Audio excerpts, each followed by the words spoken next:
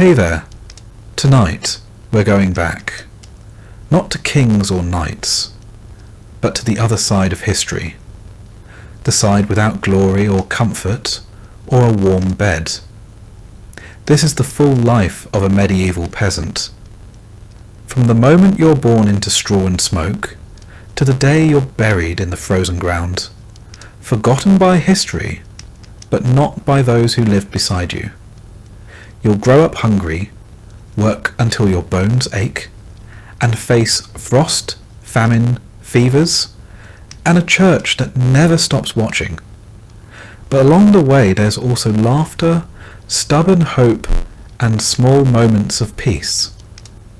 If this kind of quiet history helps you rest, feel free to like the video and subscribe, but only if it actually brings you comfort. And let me know in the comments where you're listening from and what time it is right now. It's oddly soothing to see who's out there falling asleep to the same story. So, dim the lights. Turn on a fan for that soft background hum. Settle in. And let's begin at the very start of a peasant's life. They tell me I came into this world on a cold morning in late November, though calendars didn't mean much in the village, unless it was planting season or a saint's feast. My mother gave birth to me on a pile of straw near the hearth, while my eldest sister threw more dung onto the fire, and my father muttered something about it being another mouth. It was my third sister that cut the cord with a knife we usually used for cheese, and then they wrapped me in rags that had once belonged to a cousin who died young, like most cousins did. It wasn't a dramatic affair, just another baby in a hut, already echoing with the coughs and snuffles of too many children in too little space. You don't get a name right away. That was superstition mostly. A good portion of us never made it past the first few weeks, so it was bad luck to grow attached too soon. Half the village had buried a baby at some point, and the churchyard was dotted with tiny unmarked graves, soft earth for short lives. So they waited a while, watched me closely, and only after I had survived my first bout of fever was I baptized by Father Oswin in a cold font that smelled faintly of mildew and sheep's wool. I don't remember it, obviously, but I do remember him years later. Crooked nose, holy breath, and a stare that could curdle milk.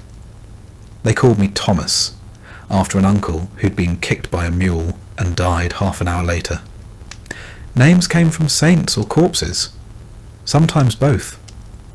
My first bed was a wooden cradle stuffed with hay and lined with old cloths. It sat by the fire, if we had one going, or near the hearth's ashes if we didn't. Our house, if you can call it that, was made of timber and wattle and daub, with a thatched roof that leaked every time it rained harder than a drizzle, which, in England, was most days. The floor was earth, real earth. It got swept occasionally, mostly with a bundled switch of twigs, and only when we'd stepped in something that shouldn't have been in the house to begin with. Chickens wandered in and out like they owned the place, and there was a pig who liked to sleep near my cradle for warmth. She smelled better than most of my siblings. We had no chimney, just a hole in the roof, and a hope that the smoke would go up instead of sideways. It didn't. Everything, clothes, hair, skin, reeked of smoke, the kind of scent that burrows into your bones and never quite leaves. As a babe, I was lucky to have milk. Some weren't. Wet nurses were a luxury, and most mothers fed their own if they had enough to give. My mother did her best, despite the 5 other squalling mouths and the winter ration of pottage that barely warmed a spoon. Weaning meant mashed peas, softened barley, and the occasional bit of bread soaked in broth. Teeth came early. Illness came earlier. I had 4 siblings older than me, 2 younger, and one I never met. He died in the night sometime around Candlemas, wrapped in a blanket and still warm when they found him. We didn't speak of it. We didn't need to. Everyone understood. By the time I could walk, I had chores. You don't get a childhood in the way modern folk imagine it. No toys, no school, no idle hours spent wondering about your feelings. My early years were spent chasing chickens, fetching water from the stream, which may or may not have had a dead squirrel floating in it, and being smacked with a wooden spoon if I got underfoot. We shared everything: beds, shoes, illnesses. My sister and I wore the same tunic in alternating weeks. It never quite dried between uses. Lice were normal. Fleas expected. Worms? Only worth mentioning if they made you cough one up. As I got older, perhaps 6 or 7, my responsibilities grew. That's about the age when you're considered halfway useful. I'd help muck out stalls, scare off crows, and carry baskets of turnips so heavy I could barely see over them. Okay, my hands grew calloused before I ever held a quill. Not that I ever did. Some children, in towns or in the manors, were apprenticed or sent to monasteries. Not me. My fate was the fields, just like my father, and his father before him, back when England was mostly forest, and people still thought Vikings might show up on a Tuesday. There was a rhythm to peasant life. Seasons dictated everything. In the spring you sowed. In the summer you tended. In the autumn you harvested. In the winter you tried not to die. Simple. But even as a child, you noticed things. The way the village held its breath during childbirth. The way people crossed themselves twice when smoke rose too thin from a neighbour's chimney. The way old men looked at the horizon like they expected something bad to walk over it. And often something did. We played, of course. Children always do. Games with sticks and stones, foot races, mock battles with straw swords. We laughed, scraped our knees, and fought like dogs over the last apple on the tree. But even then, there was work waiting. Always work. Sometimes, when Father Oswin wasn't looking, we'd sneak into the chapel just to feel the cool stone under our hands and see the candles lit. It felt otherworldly, a place where mud didn't stick and whispers echoed like prayers. I didn't understand Latin, but I understood silence and how rare it was. There was a boy named Will who lived 2 houses down. He'd lost 3 brothers to a fever, and used to say that if you saw 3 crows in the field before breakfast, someone would die before sundown. We all believed him. Superstition wasn't a pastime. It was a survival mechanism. Saints protected our animals, relics cured our boils, and dreams were warnings, especially the ones with fire in them. My education was oral. Stories, prayers, curses. I learned what crops to plant when, how to spot a snake in tall grass, and that stepping on the church threshold with your left foot meant a week of bad luck. These were the lessons that mattered. Latin could wait. But even amid the muck and hardship, there were moments, bright ones, when the barley grew high and the wind smelled like sun, when someone brewed strong ale and laughter carried through the village like music, when the whole community gathered for a feast, no matter how small, and someone pulled out a fiddle or told a story so good even the pigs stopped snorting to listen. That was childhood.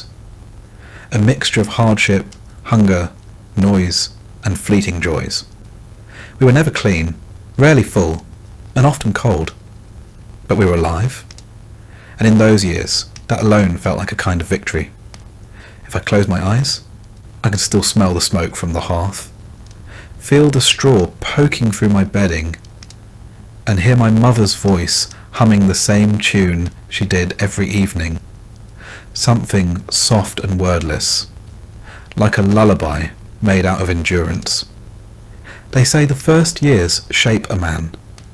If that's true, then I was shaped by mud, ash, and the sound of my name being called for chores, and by the quiet understanding that nothing in life, not warmth, not food, not love, came without work. But it survived, which for a medieval peasant child is more than many could say. They say a child's first memory sticks with them forever. Mine is of a splinter. Not a big one, mind you. Just a nasty little sliver of wood I got from falling on the threshing floor while chasing a chicken. I wailed, of course.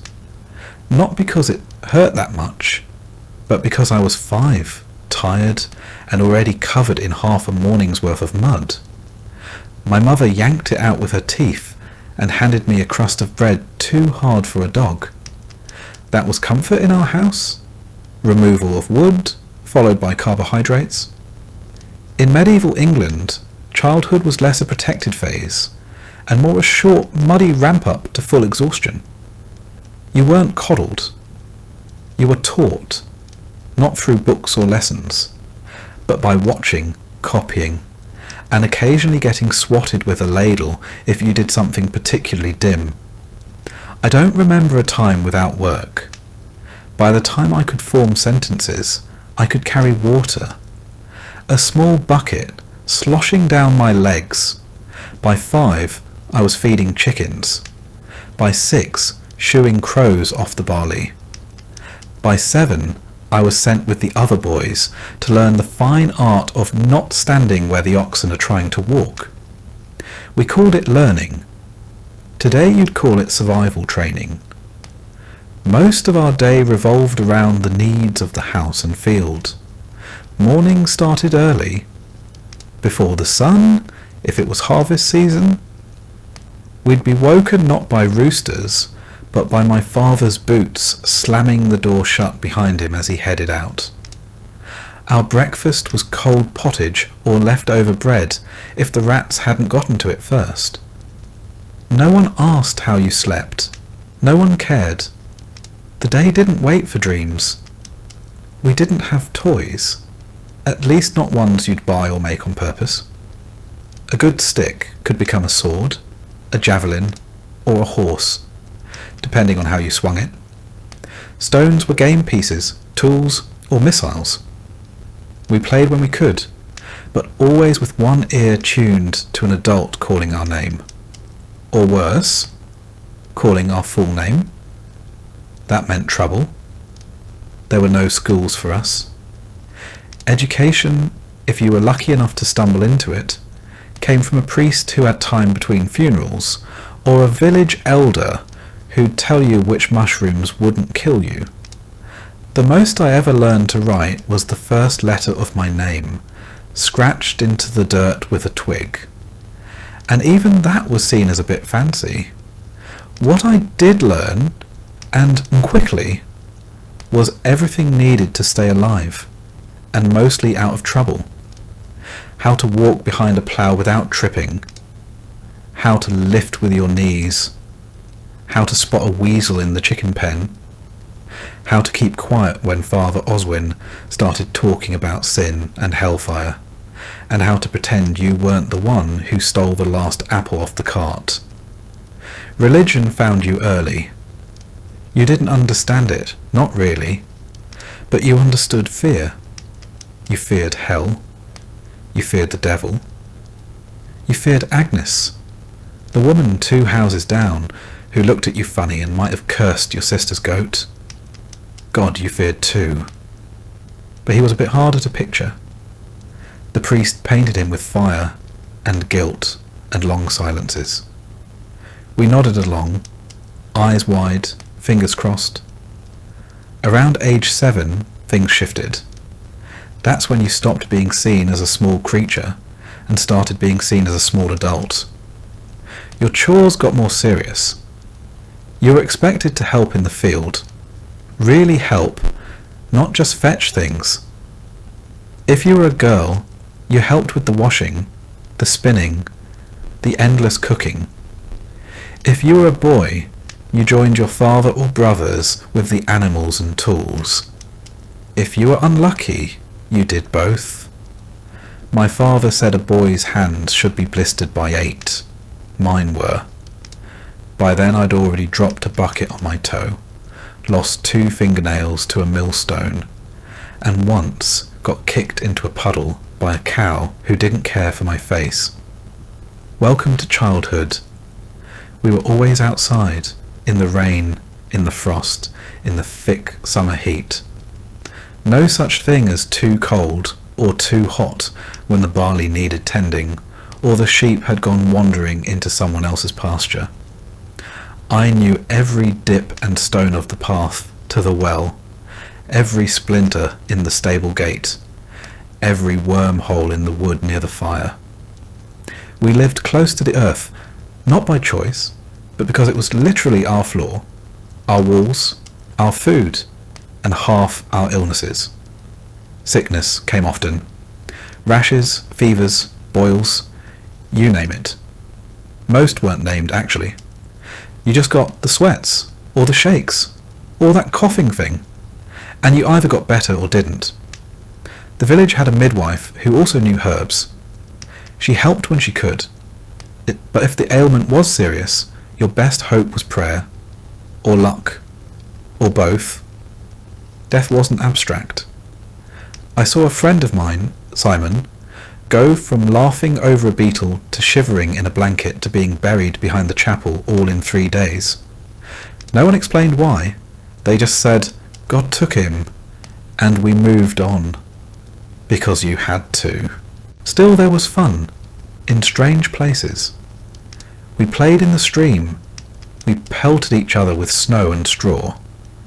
We raced barefoot through the fields, yelping when we stepped on thorns or startled a frog. We stole turnips, then ran from the tanner, who claimed they were his. We'd huddle around the fire at night and listen to stories from the old men, tales of beasts, saints, and wars we didn't understand, but loved hearing anyway. There was a rhythm to it all. You rose, worked, ate, scratched, slept, and dreamed, sometimes of nothing more than a better pair of shoes, or a day when your tunic didn't itch. And you knew even then what your future would be. You'd grow taller, not taller than the Lord's Son, of course, but enough to lift heavier things. You'd marry, probably a girl from the same village with the same dirt under her nails. You'd have children who'd do as you did, and you'd die within a mile of where you were born. Not that anyone said this outright, but it was in the way people looked at you, in the way they measured your height by the doorframe, and nodded, as if to say, a few more years and he'll be useful. Childhood was less about wonder and more about waiting to be old enough to matter. On feast days, though, oh, those were special. Saints' days or weddings brought out food, music, even a bit of dancing. I once had a honeyed oatcake I still think about, and one year they roasted a whole pig. It was like a miracle, meat that wasn't dried or boiled or questionable. We ran wild that night, bellies full, hearts light, and for a brief while it felt like the village belonged to us, the children, as if just for one night the future was something to look forward to. But dawn always came, and with it the chores, the weight of wood on your back, the sour smell of the sheep pen, the clanging of the pail against the well wall, back to the cycle, back to the growing. By the time I was 10, I could drive a cart, gut a fish, spin a rope, and fix a broken fence. I knew when the rains would come by the scent of the wind, and I could guess the mood of my father by the way he shut the door. I was, for all intents and purposes, nearly grown. At 12, you're no longer a child. In the eyes of the village, the church, and your own aching bones, you're a working man. A small one, sure, but one expected to pull your weight. And so childhood ends. Not with a celebration, not with a speech, just with a new job, a longer list of things to do, and the quiet realization that from here on out, the only difference between you and your father is how much your back hurts. But I survived those years. I didn't freeze, didn't starve, didn't fall into the well or get crushed by the oxen. I made it to the part where people stopped calling me boy and started asking me to carry heavier things. And if that's not success in medieval England, I don't know what is. By 13, I'd stopped asking questions and started growing blisters instead. That's about the time a boy in our village stops being a boy. There's no ceremony for it, no candlelit moment where someone hands you a sword or a speech. One day you're helping in the fields, the next you're in the fields. All day, every day. Sunrise to sundown, stomach rumbling, back bent, eyes stinging from the wind and the smoke of last night's fire still clinging to your tunic. My voice had started cracking like the rafters in our cottage after a rainstorm, and the older men noticed. They began talking to me less like a child and more like a very disappointing colleague. "You missed a row, Thomas." "That plough line's crooked, Thomas." "Stop walking like your legs are made of porridge, Thomas." Encouraging stuff. Still, there was pride in it. I had a tool of my own. A scythe, duller than it should have been, but mine. I was trusted to feed the animals, turn the soil, even fetch deliveries from the manor storehouse, assuming the steward wasn't in one of his moods. I earned my bread now, quite literally, and I ate it with the dignity of someone who'd bled for it. Work came in seasons, just like weather and fevers. Spring was ploughing and sowing, your boots caked in wet earth, hands raw from gripping the handles. Summer meant long days under a wide, hot sky, your neck blistered, eyes squinting against the glare, swatting flies with every other breath. Harvest season was its own madness. No sleep, no rest, just reaping until your arms felt like someone else's. And winter. Winter was when you wondered if your toes still counted as part of you. Our food didn't get better now that I was older. If anything, I noticed how often we went without. Dinner might be a ladle of barley stew, chewy with leftover bones. Supper, if we had one, was cold. Bread hardened on the hearth. Once I cracked a tooth trying to bite through it. We laughed. Then we cried a little because we realized it was the last loaf. Water, fetched by my younger brother now, still came from the stream or the communal well, depending on which was less cursed that week. It always tasted a bit like moss and worry. We drank it anyway, when there was no beer. The older I got, the more I noticed the things grown men didn't speak of, but understood. How they'd glance at the sky and frown. How they'd listen to the hens clucking, like it meant something. And it did. A change in weather, a spirit nearby, or just bad luck blowing in from the next village over. Bad luck came often. Sometimes it came in the form of a fever. Sometimes in the form of a cartwheel snapping at the worst possible moment.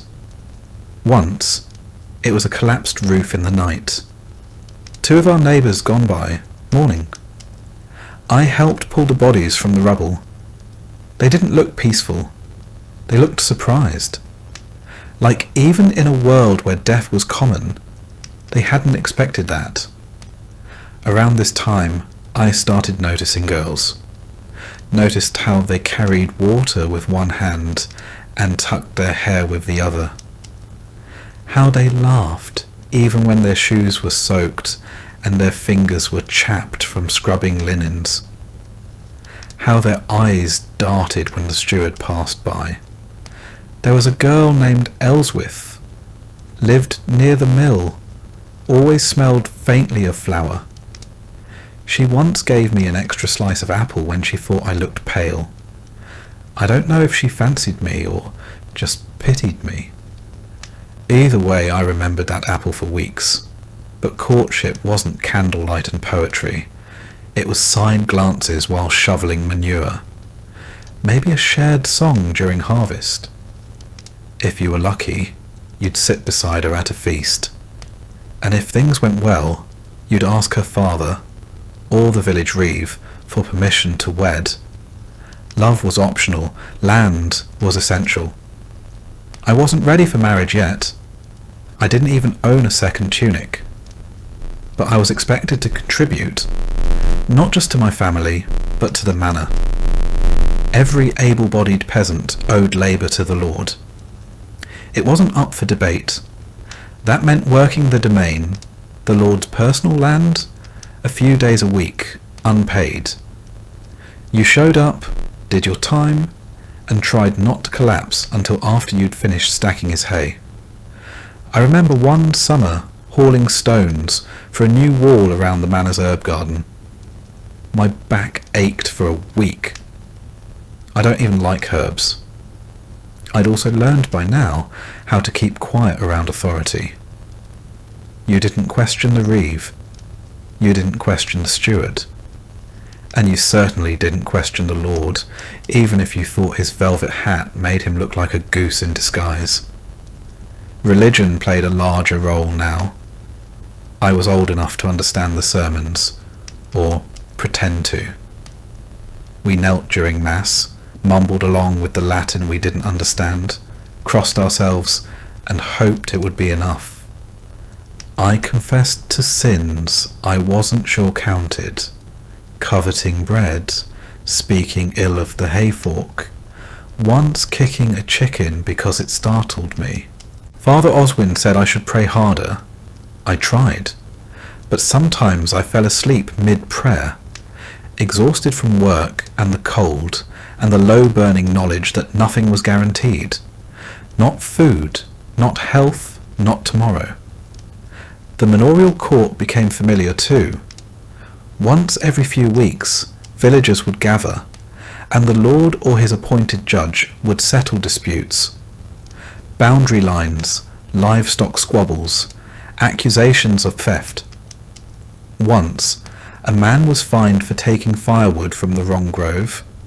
Another was whipped for hunting rabbits that technically belonged to the lord. I watched. I learned. I kept my head down. Sometimes I dreamed of leaving the village, of running off to a town, finding work as a tanner, or miller, or even a guard.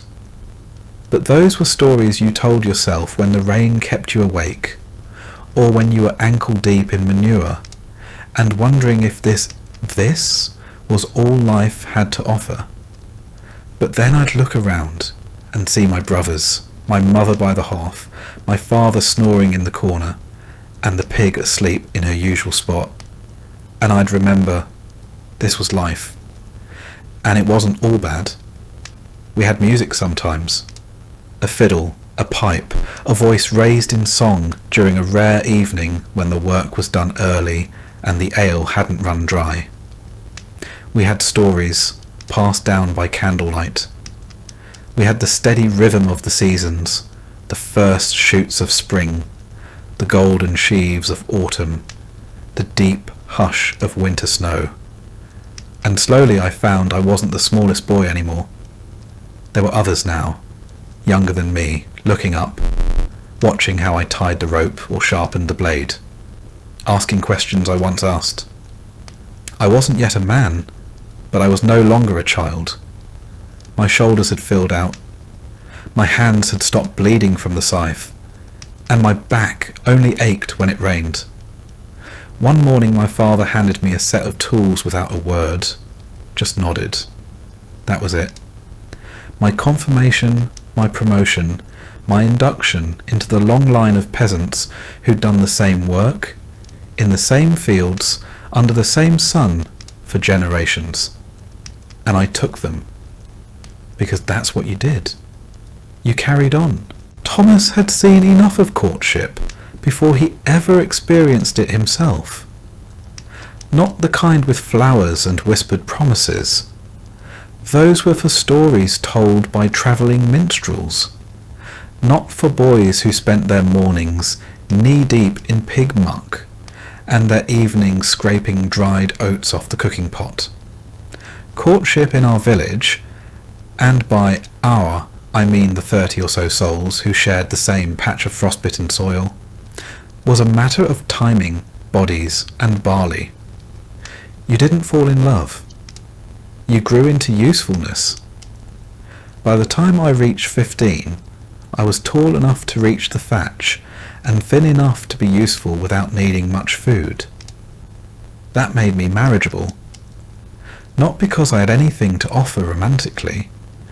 I didn't even have my own pair of boots yet, but because I could haul water, swing a scythe, and had enough teeth to chew through a turnip without making too much noise. That was about as dreamy as a man could get. My parents started talking about Ellen the same year I stopped sleeping in the corner of the main room and started sleeping in the loft. She was a year younger, known for her spinning, and had wide shoulders from churning butter since she could stand. We'd said maybe 6 words to each other in our lives, 5 of which were, "Move, I need the ladle." But our families both needed what the other could provide: hands, grain, and a quiet partnership that wouldn't cause trouble. Betrothal wasn't a grand affair. It was more like agreeing on a trade. My father spoke to hers, while I stood nearby pretending to adjust my cloak. They discussed grain yields, shared labour, and the fact that neither of us had any better prospects. Then a handshake, a nod, and it was decided. Thomas and Ellen would marry come spring. Spring came late that year. Mud stayed longer than usual, and 2 oxen died in the next village over. But when the church bells rang on St. Walpurga's feast day, we stood before the priest in our second best tunics, shivering more from nerves than cold. The whole ceremony took 5 minutes. Latin we couldn't understand, vows we'd practiced the night before, and a kiss that was more a bump of noses than anything passionate. But we were married. The wedding feast was barley bread, hard cheese, and thin stew served in cracked bowls. Someone passed around a jug of ale strong enough to make old men weep. A few folks danced until their shoes came off. It wasn't lavish, but it was more food than usual, and nobody went home sober or hungry, which in our part of England counted as a miracle. We moved into the rear corner of my family's cottage, separated by a curtain made from an old flour sack. Privacy was a suggestion. Our first bed was straw and sackcloth over a frame of uneven planks. I say bed, more like a place where our bones rested between workdays. Still, it was ours. That meant something. Marriage wasn't a change so much as an expansion. You kept working, only now you had someone to share the blisters with. Ellen and I quickly fell into rhythm. I rose first to fetch water. She tended the morning porridge. I patched the fence. She wove the wool. Her tasks never ended.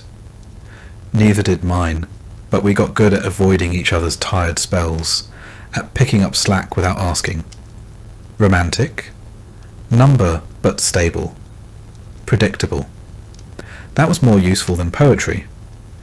Ellen had strong opinions, though she rarely voiced them. But she was smart, sharper than me in most ways. She kept track of stores, remembered debts, and knew when to nod during church, even if she'd fallen asleep standing up. She could spot a wormy apple from across the field, and once shamed a travelling peddler into giving us proper change just by staring at him. I respected her long before I realised I liked her. Children were expected. That's what marriage was for, after all. Adding labour to the household. It took a while. Our first winter was rough, cold enough to freeze the wash bucket mid-scrub. Food ran thin. Then in the spring, Ellen fell ill. She recovered slowly, her hands trembling for weeks. We didn't speak about babies that season, but by the next year, she was with child. Pregnancy didn't come with cushions and cravings. It came with nausea, work, and prayers. She worked up until the week of the birth. No doctor, just old Mab, the village midwife, who smelled of thyme and sweat and had delivered nearly every soul within shouting distance. Labour lasted from sunset to near dawn. I sat outside the whole time, carving pointless lines into the frozen earth with a stick. When I heard the cry, 2 cries, I didn't believe it. Twins, a boy and a girl. The boy we named Will, the girl, Alice. Will died 6 days later. No illness, no sign. Just didn't wake up. We buried him near the boundary oak, with a cross made from the last dry branch of the season. Loss was constant, but that didn't make it easier. Life moved on. It had to. The seasons didn't stop because we grieved. Ellen barely wept. She just folded Will's swaddling cloth and tucked it under the bed. Alice lived, grew, walked early, spoke late. Her laugh sounded like spring water over stone, clear, brief, surprising. We lived for that sound. As husband and wife, we had a simple understanding. We did not speak of dreams. Not aloud. Dreams were for the Lord's children, the ones who learned Latin and ate meat twice a week. Our world had no room for wants, only for tasks. The field needed tending. The wall needed mending. The pig needed salting. And we did it all year after year without fuss. But sometimes, when the fire burned low and Alice slept in the crook of Ellen's arm, I thought about building a second room, about teaching my daughter to read, about having a day, just one, without worry. Then the wind would howl through the thatch, and I'd remember who I was. Thomas, son of William, husband of Ellen, father of one, maybe more, if luck held, a man with cracked hands, a weak roof, and a woman who warmed a stew without being asked. That was enough. The years following our marriage were not marked by great changes, but by small, repeated ones. A new tool, a second pig, a patch of land the steward let us borrow. Each improvement came with a cost. More labour, more obligation, more eyes on us. But they also stitched a new shape to our life. Our roles in the village became clearer too. I was no longer just young Thomas. I became Thomas who fixed the well rope, Thomas who loaned barley seed, Thomas whose daughter didn't die last winter. These small noticings, shared over ale or during idle talk near the bakehouse, mattered more than I admitted. Respect in a village doesn't come from speeches. It comes from surviving while being useful. Ellen, for her part, was respected by women and feared slightly by men, not because she was harsh, but because she remembered everything. She became a sort of informal registrar of marriages, debts, and feuds. No one could recall whose turn it was to borrow the cart. Ask Ellen. Couldn't remember if Martha's son was born before the plague or after. Ellen would know. By our 5th year, we had another child. A son this time, named Hugh after my grandfather. Ellen delivered him with old Mab again, though the midwife's hands were slower now, her eyes more sunken. I paid her with eggs and a new bundle of rushes for her floor. Hugh was hearty, loud, and always hungry. That last trait never changed. Marriage changed me in ways I hadn't expected. It made me think ahead. Not far, never more than the next harvest, but farther than I used to. I began to notice roofs that might leak come autumn, boots that wouldn't last the winter. I bartered more carefully, saved bits of tallow, kept kindling dry even when I was too tired to care. These weren't grand ambitions. They were survival skills, sharpened by the weight of others relying on you. Historically, peasants like me weren't expected to have inner lives.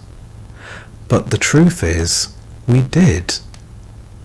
We just didn't have time to dwell on them. The rhythm of life as a full-grown peasant is less a schedule and more a relentless loop. There's no concept of adulthood as we'd understand it today. Just a gradual thickening of calluses and responsibility. One morning you wake up and realize that no one tells you what to do anymore, because they assume you're already doing it. That's how you know you've made it. The year is not measured by holidays or birthdays. It's carved into your body by the seasons. Spring stretches your back with ploughing. Summer cracks your hands with reaping. Autumn stains your knees with muck from gathering. And winter? That's when your bones remind you of every bad harvest and every splintered fence you ever repaired. There's always something to do, and rarely anything to show for it. You dig, sow, mend, fetch, chop, patch, and then start over. The tools are basic. A wooden plough, a rusting sickle, a hoe that's more patched than iron, and when they break, which they do frequently, you either fix them with what little you have, or borrow from someone who will expect repayment in kind, or worse, in favours. My work, like most men's in our village, is dictated by the land and the Lord. I hold a few strips of earth in the open fields, not mine, technically, but mine to tend. In exchange, I owe the steward labour days, a few dozen in theory, closer to 100 in practice. These are spent repairing roads, harvesting the Lord's grain before my own, and helping construct things I'll never use. Last year it was a granary. Year before, a new gatehouse. This year, rumour says we're building a dovecote. For birds we're not allowed to eat. On top of that, there's the tithe. 1/10 of everything I grow, raise or make goes to the church. In theory, it's for God. In practice, it means that if I produce 10 bundles of barley, only 9 come home, if no one else recalculates the share first. The priest says this keeps us humble. I say it keeps him well fed. The rest of my day is spent trying not to fall behind. If a fence breaks, I fix it. If a pig falls ill, I call in the neighbour who once treated his cousin's pig with an onion and a prayer. If the thatch leaks, Ellen and I climb the roof and patch it with whatever we've got. Straw, moss. On one occasion, the hide of a goat that had outlived its usefulness. It didn't help the smell. Our food depends on our labour, and luck. A good season means full bowls. A bad one means thin broth and tighter belts. Most meals are pottage again. Grains, weeds, the occasional onion. Meat is rare, eggs are seasonal, and milk depends on whether the cow feels like cooperating that week. Ellen makes the best out of it, but even she can't turn turnips into miracles. Barter keeps us afloat. A few spare eggs might buy a length of thread. A day helping thresh someone else's field might get me an extra portion of smoked fish. There's a quiet economy in every favour. Everyone owes someone something, and everyone remembers. What passes for rest is mostly a change in task. We mend tools while watching the children. We gossip while gathering firewood. We pray not out of leisure, but because it's the one task that doesn't require moving. Sometimes I catch myself thinking, is this it? Is this all there is? And then Alice runs in from the yard, laughing with a wooden doll Ellen carved from an old chair leg. Hugh tugs at my tunic, asking if he can help sharpen the sickle. I nod, because yes, this is it. And some days, it's enough. In the manorial world, community is everything. No one survives alone. The smith needs grain, the weaver needs meat, the priest needs wine, which he won't admit but drinks plenty of. And all of us need each other come harvest. If one family falls ill, others step in, not out of charity, but because next time it might be you. And of course, there are days of rest. Sunday Mass, Saint Days, the occasional feast where bread is slightly less hard and ale flows for free. We sit on logs, share stories, and pretend our backs don't ache. Those are the days we laugh. Not because life is easy, but because laughter costs nothing, and sometimes that's all we've got. Historians today might write of subsistence farming and feudal obligations. What they don't capture is how much of it feels like bailing water out of a leaking boat with your bare hands, day after day, season after season. Still, you get up the next morning, you shoulder your tool, you nod to your neighbour, and you do it all over again, because the land doesn't wait, and neither does life. The hardest part isn't the labour, it's the sameness. Every sunrise brings the same tasks in a slightly different order. The plough still sticks in the same patch of clay. The barn roof still sags. The oxen still pull with the enthusiasm of half-dead furniture. And through it all, the same ache settles into your joints. Not sharp, not screaming, just present. Like a dull companion you didn't invite, but who never leaves. There's a strange kind of pride in knowing your place in this order. I know when the frost will come by, how the wind smells at dawn. I know how deep to plant barley just by running my fingers through the dirt.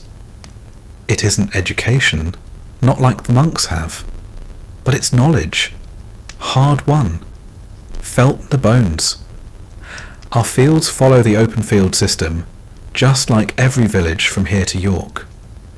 There are no fences, just long, narrow strips shared among dozens of families. Each family gets a few strips scattered across the 3 great fields, so no one hogs the best land. Fair, in theory. But try dragging a plough from one strip to the next when they're half a mile apart. It's not efficient. It's exercise by divine design. Once a year, the reeve, that's the Lord's man, walks the fields with his tally sticks and lists who owes what. If your yield is good, you owe grain. If it's bad, you still owe grain.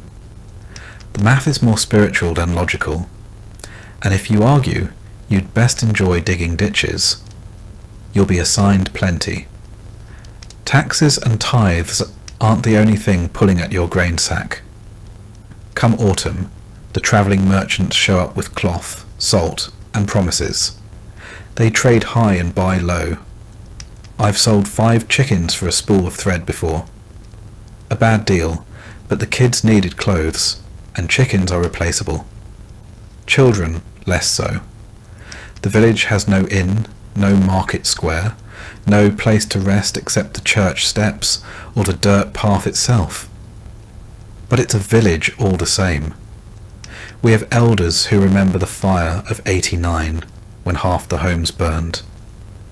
We have newlyweds trying to carve a plot out of nettles. We have a man who claims he once saw a saint in the clouds. Most just nod and keep walking. Everyone sees strange things when they work alone too long. You learn to rely on people without trusting them fully. Borrow a scythe, return it sharper than before. Lend a hand, and someone will lend you one when your cart breaks. But if you owe too much, or complain too loudly, word gets around.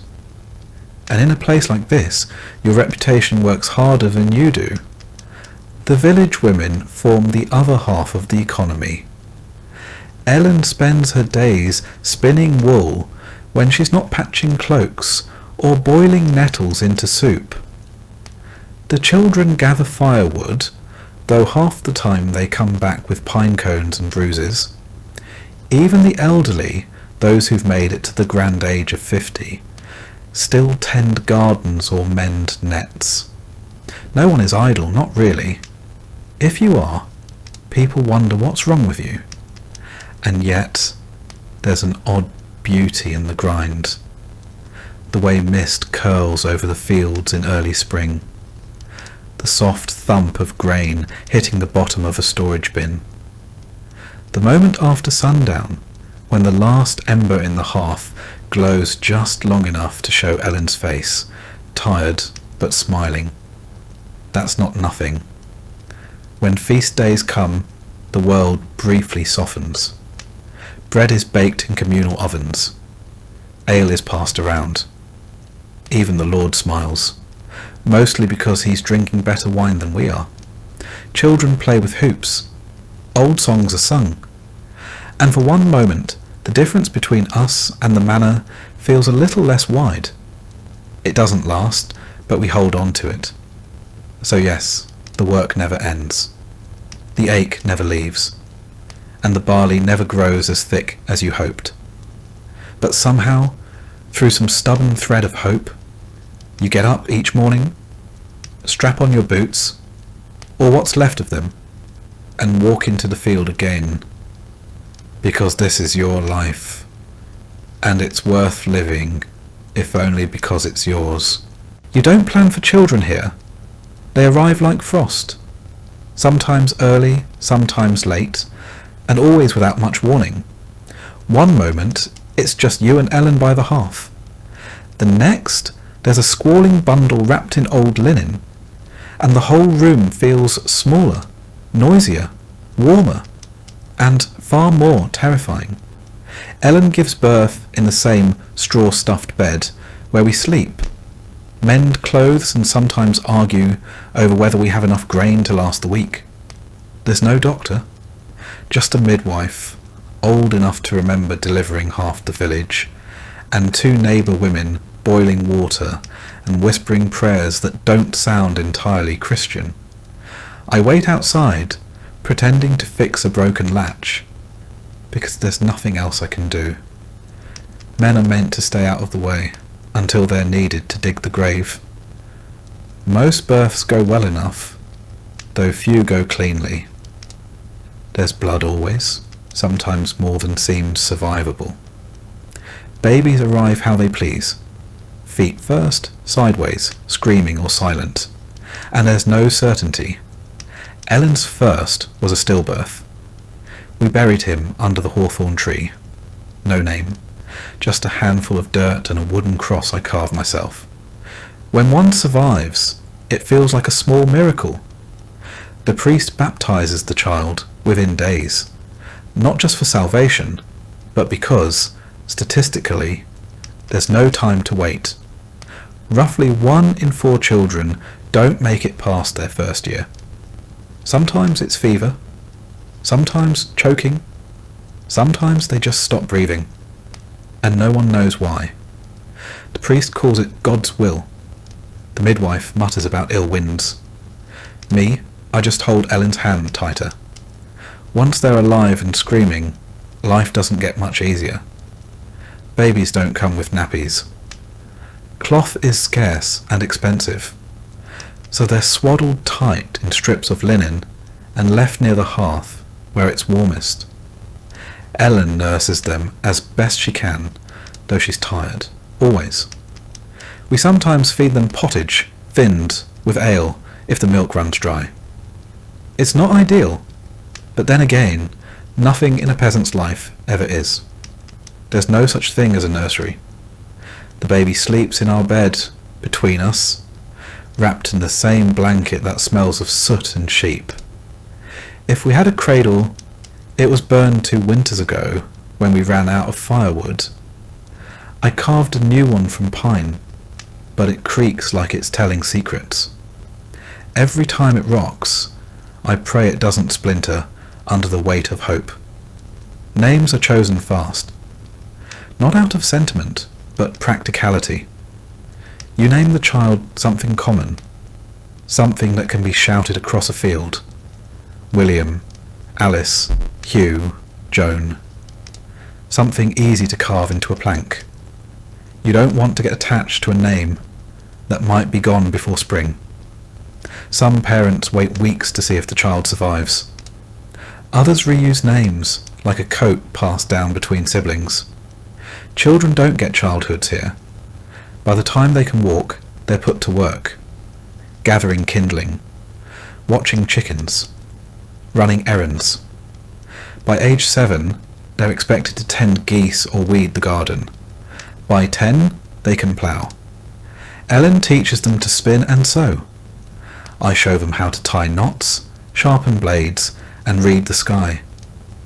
We don't punish them harshly, not because we're kind, but because life does that for us.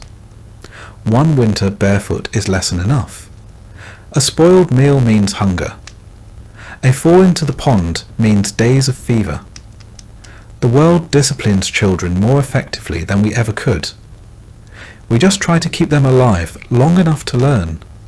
Stories help, not the noble kind with dragons and brave knights. Ours are older, stranger.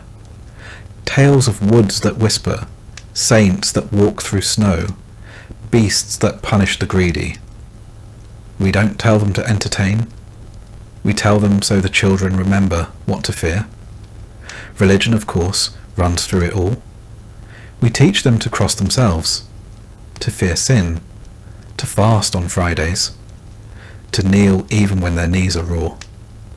Not because we fully understand the scriptures, but because the church is always watching, and 1 wrong word in front of the priest can mean penance, or worse, gossip. And gossip spreads faster than fire. We light candles for St. Margaret if the baby's coughing. We keep dried herbs near the cradle, feverfew for headaches, rue to ward off evil, chamomile to calm a colicky child, though chamomile's scarce and usually reserved for those who can afford indulgence, which we can't. Still, Ellen insists, and I don't argue. Sometimes faith is all we have. In some ways, raising children is the only legacy we have. We own no land. We write no books. When we die, it's up to them to remember our names. So we pass on what little we know. How to dig a furrow straight. How to soothe a burn. How to spot the good kind of mould growing on bread. These lessons, small as they are, might outlast us. Still, every cough in the night feels like a threat. Every fever is a challenge. There's no medicine to speak of, just boiled herbs and whispered prayers. If the child survives, you give thanks. If not, you dig another grave and try again. There's no real privacy. Not in a hut where everyone shares the same air and breathes the same smoke. When one child wakes coughing, everyone does. When one child cries with hunger, the sound sits in your ears for hours. Ellen sings lullabies in low whispers, old ones her mother taught her. Most of them about saints and spirits and stolen bread. We hang rowan branches above the door, not just for decoration but to keep sickness out. At least that's what the midwife says. I don't believe in such things, but I don't take them down either. You stop gambling with luck when you've buried 2 sons before their first birthday. Feast days give them something to look forward to. The village might roast a pig. The priest tells tales of miracles. The children run barefoot through the frost and come back red-faced and laughing. On St. Martin's Day, they get little bits of sweetened dough. It's not much, but they remember. Even in the dead of winter, children play. With bones, with sticks, with scraps. They make dolls from bundled straw, swords from firewood. I once saw my eldest son march through the snow wearing a broken pot as a helmet, commanding an army of chickens. There was no audience, no applause, just play. That's how they survive, I think. They don't know how hard life is, not yet. And when they grow older, they ask about the world beyond the woods, beyond the manor. They ask if kings eat bread like us, if priests sleep in beds, if there are places where snow never falls and soup doesn't taste of roots and regrets. I never lie to them, but I don't always tell the truth either. There are some things a father says just to keep a child's hope alive. The winters are hardest on the little ones. Their fingers stay red and cracked. Their lips go blue at night, even with the fire burning. We wrap them in everything we own. Sometimes we tuck hot stones into cloth and place them near their feet, praying it buys us another hour of sleep without shivers.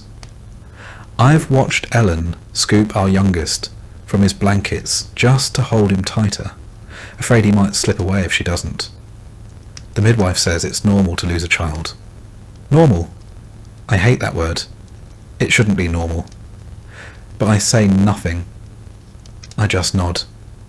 And the next morning, I go chop more wood, because there's no time to mourn properly when there's a household to heat and mouths to feed. One year, the river froze over so thick that boys skated on it using flattened bones tied to their feet with string. They slipped and fell and bruised themselves half to death, but they laughed so hard you'd think they'd never known suffering. That's the kind of memory I hold on to. Laughter on ice. A moment when winter wasn't just about survival. And yet, not every family is as lucky. Our neighbours lost 3 children to fever in 1 month. The father stopped speaking for a year. The mother never smiled again. She just tended the goats and stared through people like they were ghosts. You learn quickly that grief is a quiet neighbour, always nearby, never loud, always watching.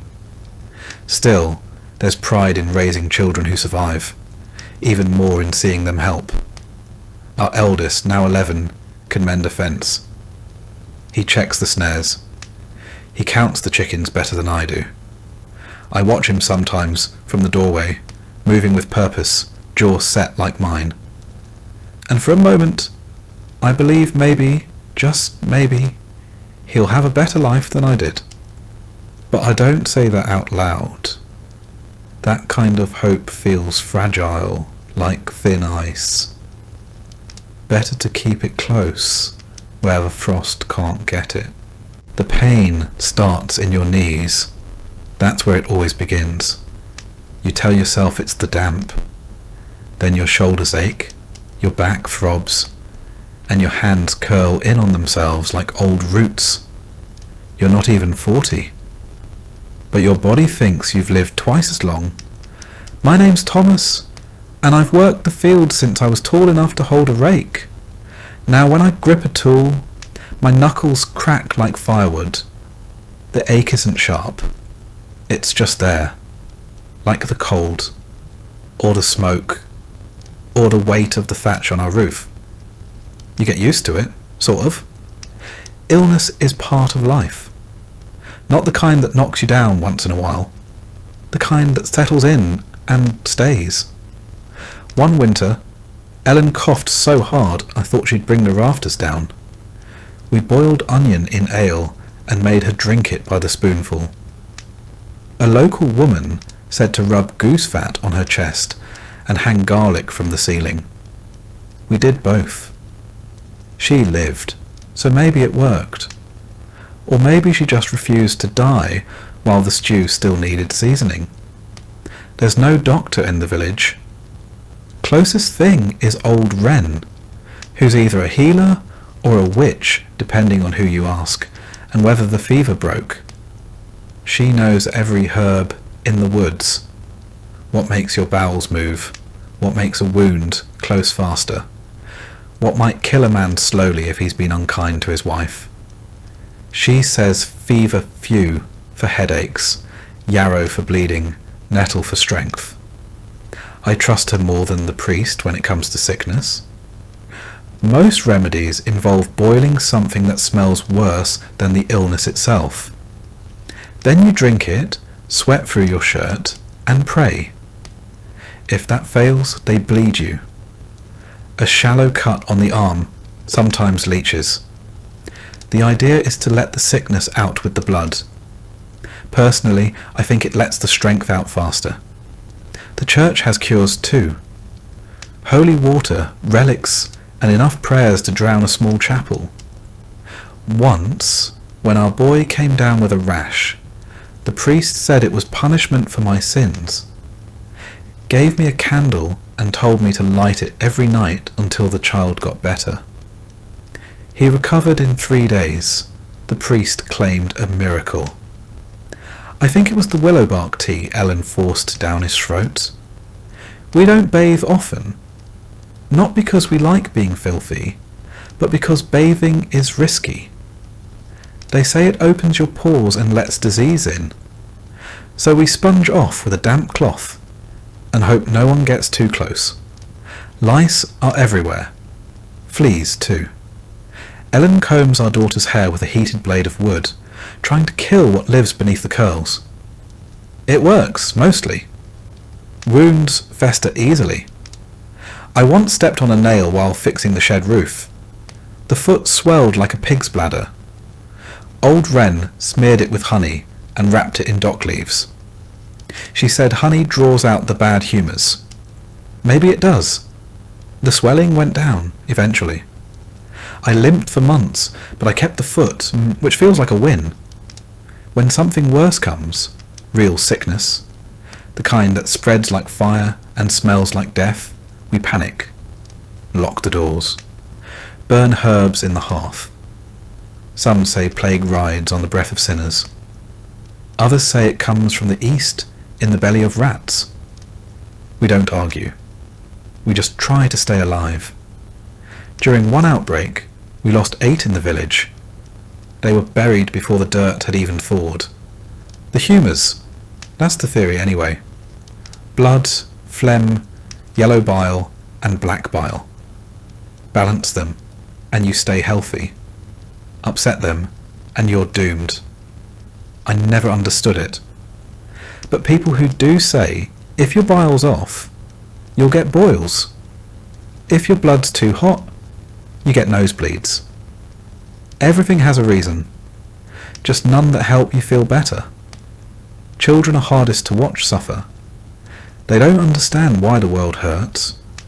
Our youngest once screamed for 2 days straight, swollen with something we couldn't name. Wren gave us a charm made of rowan and thread. Ellen tied it around his neck, sobbing into the cloth. He lived, but we still keep the charm. The church forbids some cures, says they're pagan. But when your daughter's lips turn blue and she won't wake, you don't worry about theology. You boil the roots. You whisper the words. You call on saints and spirits alike. Most of us will die from something small. A cut that rots. A fever that lingers. A toothache that turns to abscess. I've seen a man scream from a molar until he passed out cold. They pulled it with pliers and a prayer. He didn't wake up. No one talks about it. Sometimes I wonder what it's like elsewhere. Do the nobles get sick like us? Do they have herbs?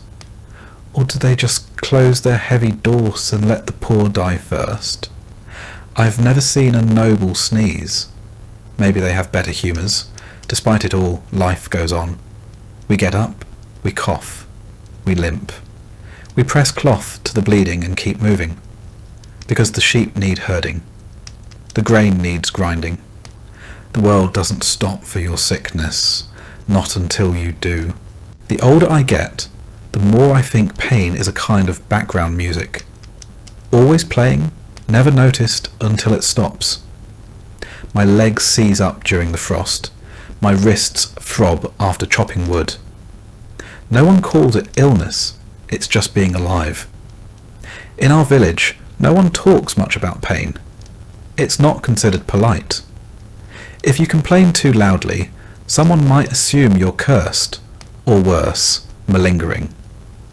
So we grunt, we groan, we mutter, just the weather, and we keep digging trenches with hands that barely close anymore. Women have it worse. Ellen once worked through a fever so severe she hallucinated bees crawling under her skin. Still she finished spinning the yarn, baked the bread, fed the chickens. She collapsed only after the last chore was done. Wren called it hard winter sickness. I call it exhaustion, dressed in disease. Some villagers believe in charms. Knots of thread hung over doors, feathers tied with nettle stalks, carved bits of wood soaked in salt water.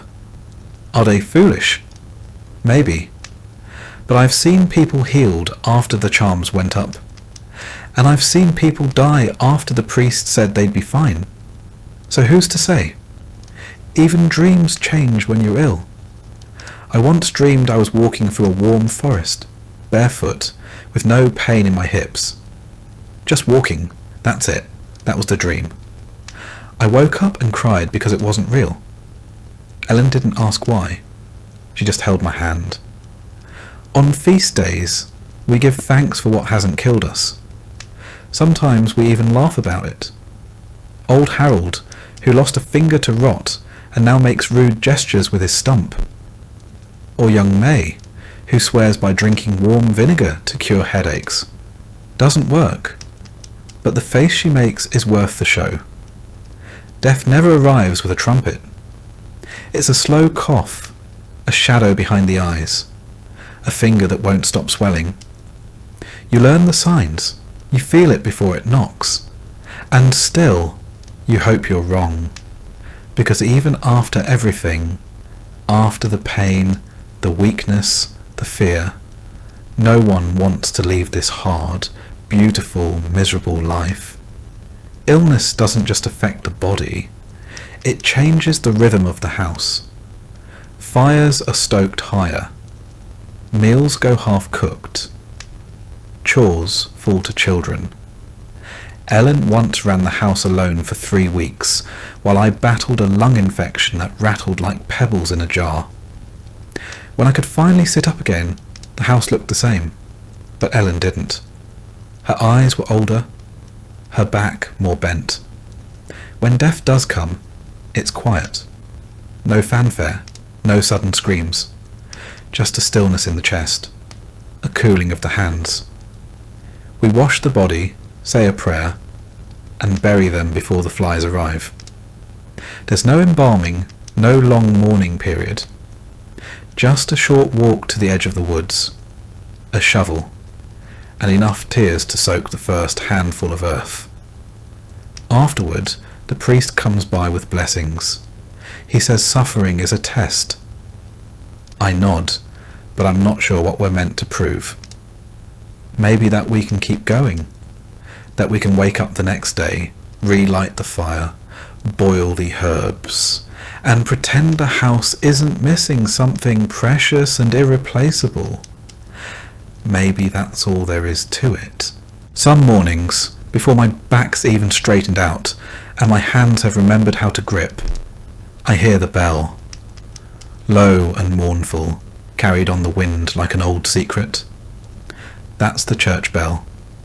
It tells us when to rise, when to rest, when to repent, and when to bury another neighbour. My name is still Thomas. I've been a son, a brother, a husband, a father, and, after enough winters, a mourner more times than I care to count. I've built fences, tilled fields, raised children, and tried, above all else, to be good. Not clever, not important, just good enough not to bring shame, sickness, or supernatural punishment upon this little stretch of muddy ground I call life. In our village, religion isn't something you think about. It's something that thinks about you. Constantly. The church is the largest building for miles, and the only one with enough stones to look permanent. Everything else rots, leaks, or burns. But the church stands like God's own ledger, watching and waiting. Every Sunday we file into that stone echo chamber to listen to Father Elric, who delivers sermons like they're firewood, heavy, splintered, and absolutely necessary. He talks of sin like it's the air we breathe, and heaven like a place we might earn if we just keep coughing through the cold without complaining too much. Mass isn't optional. The Lord demands it, the priest enforces it. And Agnes, who gossips with the fury of 10 monks, will absolutely report you if your seat is empty. I missed one Sunday during the fever and spent the next week repenting publicly and coughing into the communal chalice. The church calendar runs our lives. There are holy days, saints' days, fasting days, and days when you're only allowed to think about your sins.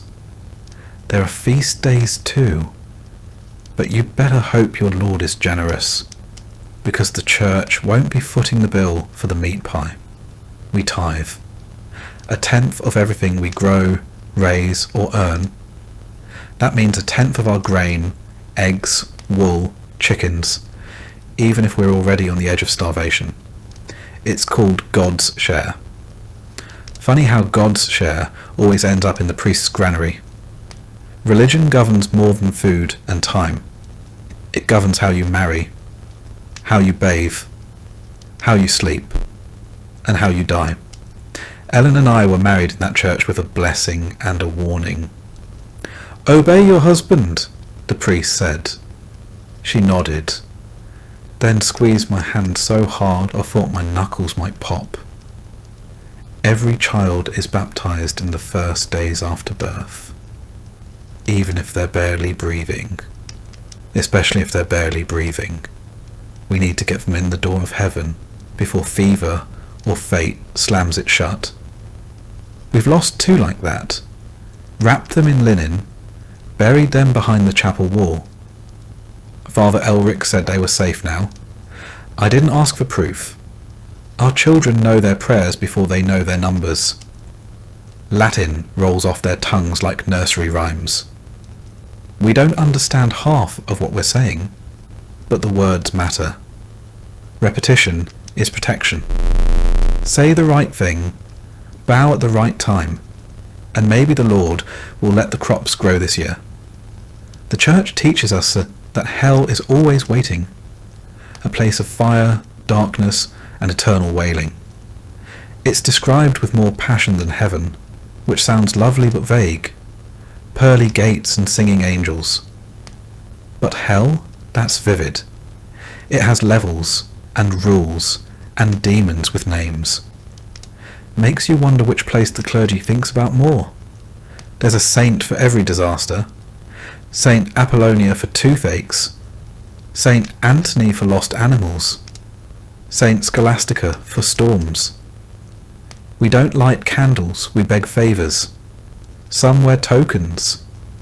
Others whisper prayers into tree trunks or bury relics in their gardens. Officially, that's not condoned. But we're peasants. We'll take protection from wherever we can get it. Superstition fills the gaps where the church won't go. A dream of falling means a death's coming. A barn owl in the rafters means a curse. If the fire hisses without wind, someone's lying in the room.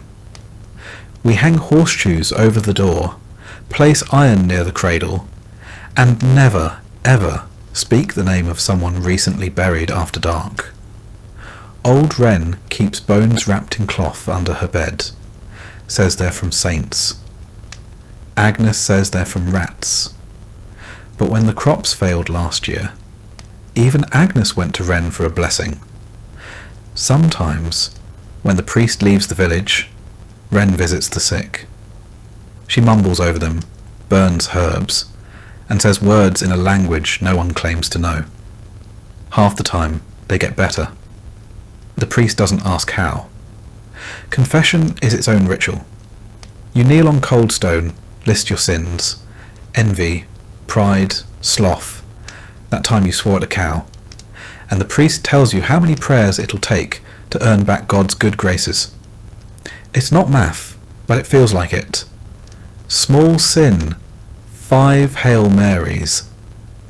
Big sin, longer kneeling and maybe a scolding. The trick is to never confess anything that might require public penance. Sometimes they flog people in the square. A boy who stole bread. A woman who cursed during childbirth.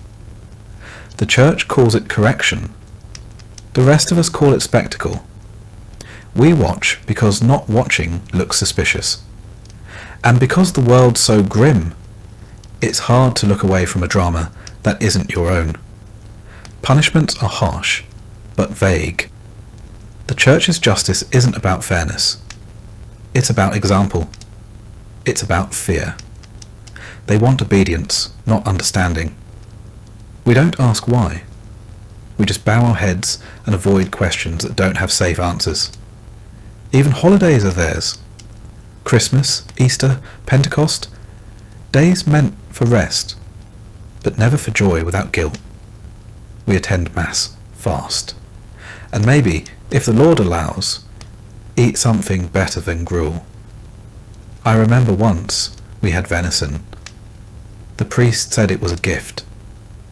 I saw the squire dragging the deer through the woods 2 days earlier. Maybe the saints delivered it, or maybe they were just busy looking elsewhere. There's comfort in the ritual, even when you're not sure you believe every word. Lighting a candle for a lost child, kneeling beside your wife as she prays for a better harvest, holding a trembling hand in the confessional and whispering something that's weighed on you since the frost took your neighbour. I've buried friends who died with rosaries in their hands. I've seen men scream for mercy with their last breath. The church says heaven waits for the faithful. But when the earth is hard and the stomach is empty, faith can feel like a coin flipped into the dark. Maybe it lands somewhere good, maybe it doesn't. Still I pray every night for my children, for Ellen, for the animals, even for Agnes, just in case. And I try to be good, because in a world where you don't have much, no title, no money, no say, your goodness is the only thing you get to choose. Sometimes that's enough. Sometimes it has to be. Every family has a story of a miracle, or at least something close enough. My grandmother swore the Virgin appeared in the frost on our window one winter. My uncle claimed a saint spared his leg from gangrene after he dreamed of fire. Are they true? Who knows? But when the snow is falling, and the roof groans under the weight, and the fire's gone low, you tell those stories again. Not because they're certain, but because they're kind. And in this life, that's a rare thing. So tomorrow, I'll rise again with the bell, bow my head at Mass, and thank the saints I've made it this far. Not because it's easy, but because it's what we do. We endure, we believe, and we carry on. One prayer, one superstition, one cold morning at a time. It's strange, feeling old in a body that's barely seen 4 decades, but that's how it goes. I'm 40, give or take, no one's really counting, and I creak like the barn door in November. My name is still Thomas, and I've worked these fields since I could stand upright. I've got more scars than memories, and most mornings I feel like a tree that was struck by lightning but didn't quite fall over. They call us old when our backs curve and our teeth start dropping. Not because we've earned some great title or pension, but because it's rare to even reach this age. Most don't. Most are buried before they ever get to mutter about aching joints or how things used to be better back when bread didn't taste like old dirt. So here I am, still breathing, still bending, still one stubbed toe from becoming a cautionary tale for the younger lads. My hands, once strong enough to lift bundles of wheat and wrestle stubborn pigs, now tremble when I grip the plough. My knees, which have spent years kneeling in dirt, prayer and grief, complain with every bend. I've started walking with a stick.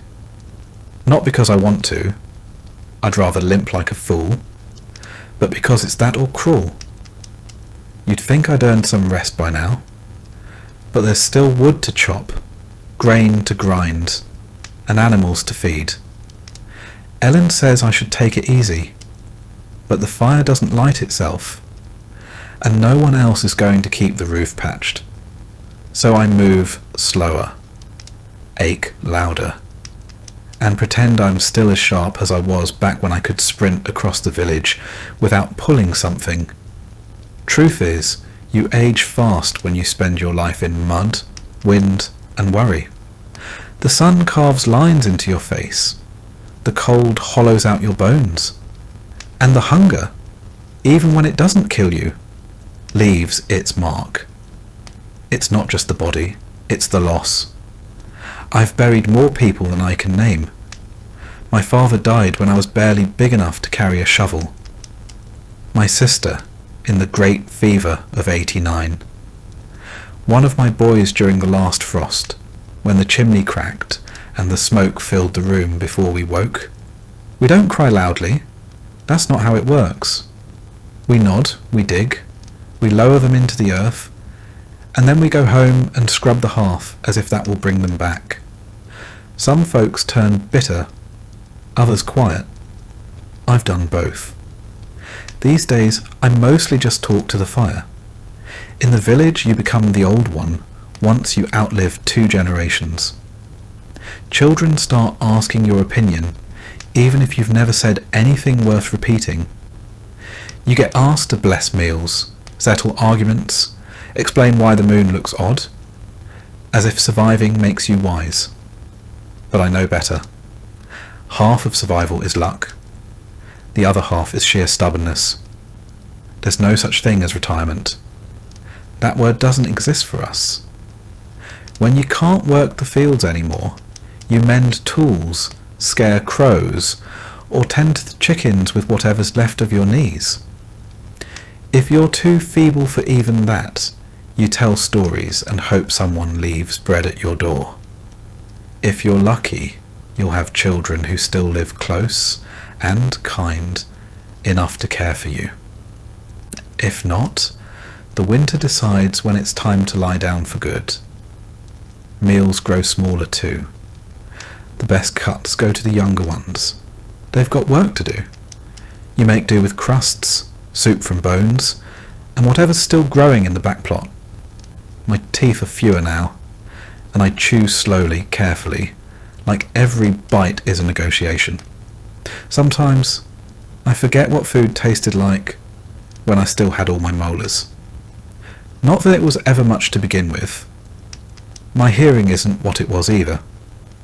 Half the time I pretend I didn't catch the insult or the joke. The other half I genuinely didn't. The younger lads think I'm going soft. Let them. There's power in being underestimated, and peace in not hearing Agnes's complaints the first time around. Every now and then, I catch a glimpse of myself in the water trough, a face I barely recognise, sunken cheeks, greying beard, eyes that look like they've seen too much and remember too little. My hair, once thick and dark, is now thinning and wiry, more hay than hair. Ellen says I'm still handsome. I think she lies out of pity or habit. Either way, I let her. The church says we gain wisdom as we age. That time polishes the soul. Maybe that's true. Or maybe we just learn how to complain more politely. Still, I do find myself thinking more. Not about regrets, but about patterns. How the rains come earlier now. How children stop asking questions once they see you don't have answers. How death doesn't surprise you anymore, just reminds you to keep your good cloak mended. In the evenings, I sit near the hearth and carve things from scrap wood. Little animals, faces, once a rosary. Ellen says it keeps me quiet. I say it keeps me sane. There's not much difference anymore. Sometimes I walk to the edge of the village and just stand there, looking at the trees. I used to climb them when I was a boy. Now, I watch the wind move through their branches and wonder which will fall first, me or the oak near the stream. The lads think I'm strange, that I've grown quiet, soft, thoughtful. But that's just what happens when you've lived long enough. You run out of noise. You realise that most arguments weren't worth the breath, and most of the people you argued with are gone anyway. You notice the small things more. The way frost clings to the edge of the window like lace. The sound of Ellen's stitching late at night. The smell of fresh straw on the floor. They don't seem like much, but when your bones hurt and your days blur, these details are what anchor you. You also start to reckon with what you've done, and haven't. The child you yelled at too harshly. The feast day you skipped to rest. The neighbour you never quite forgave. The little things that stick, long after bigger memories fade. The lads in the village say I'm lucky, that I've made it this far. But they don't see the toll it takes. How every cough feels like a warning. How every winter could be the last. They see me smile and think I've made peace with things. But most days, I'm just tired. I still work, in my own way. I sharpen tools. I teach the younger ones how not to cut their thumbs off with a sickle. I sit with the dying when no one else can bear it. That last one. That one's important. There's something about being near someone when they pass. It's not loud or dramatic. It's quiet. Like a candle going out when no one's watching. And I pray more. Not for myself, but for my children. For Ellen. For the strength to keep rising each day, even when I'd rather not. Faith changes with age. It stops being about reward and becomes more about rhythm. Like breath, or the seasons. So I carry on. Slowly, quietly, with a limp in my step and 1,000 memories in my bones. I don't know how much time I've got left, but I know how to use it. I'll feed the fire. I'll teach the young. I'll kiss Ellen's cheek while she's still within reach. Because even in a world built to forget men like me, I remember, and I endure, until I can't. And even then, the sun will rise and someone else, maybe one of mine, will carry the pail, sow the field, and remember my name, if only in passing. There's no grand finale, no parade, no one reads your name from a scroll, or carves it into anything fancy. When a peasant dies, the world keeps spinning. The bread keeps baking. The animals still need feeding. But for the handful of people who knew your laugh, your limp, or the way you always cursed at the rooster, it matters. At least for a while. I suppose I always knew how it would end. Not dramatic, not clean, just slow. A fire that gets smaller each winter, until one day it goes out for good. There are no doctors, no warm hospitals, no last-minute miracles. Just a straw mattress, a bucket nearby, and people trying not to look too worried.